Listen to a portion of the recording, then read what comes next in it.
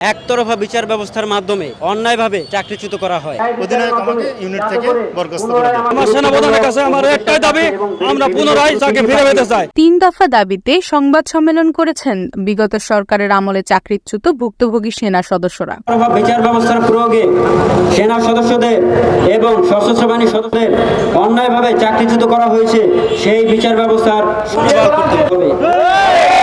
রবিবার দুপুরে জাতীয় প্রেস ক্লাবে চাকরিচ্যুত সেনা সদস্যদের প্ল্যাটফর্ম সহযোদ্ধার আয়োজনে সংবাদ সম্মেলনে বিচার ব্যবস্থার সংস্কারের দাবি জানিয়েছেন তারা।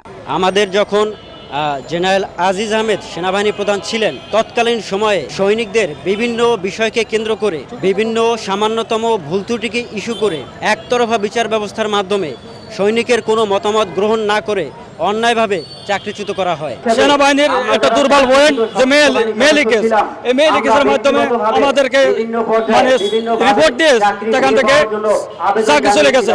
উনি বলছে যে ভাই এটা কোনো প্রকারে হবে না, তোমাকে চাকরি থেকে বহিষ্কার করা হলো। আসলে এটা আমি কখনো কল্পনা করি যে সামান্য একটা ইয়ের জন্য আমাদের রুলস আছে, অনেক নিয়মকানুন আছে।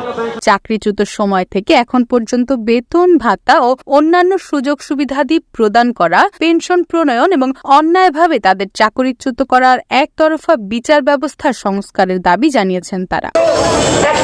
একটা অন্যায় তিনটা অন্যায় তাদেরকে বিচার করা হয়েছে। এ সময় প্রধান উপদেষ্টা এবং সেনা প্রধানের কাছে তাদেরকে চাকরিতে পুনর্বহাল করার বিষয়টি পুনর্বিবেচনা করার অনুরোধ করেছেন চাকরিচ্যুত সেনা সদস্যরা। মাননীয় প্রধান উপদেষ্টা এবং মাননীয় সেনাবাহিনী প্রধানের কাছে আস্থা ও বিশ্বাস রাখছি, ওনারা আমাদের কষ্ট এবং দুর্দশার কথা সুবিবেচনা করে পুনরায় আমাদের চাকরিতে নিয়োগ দিবে।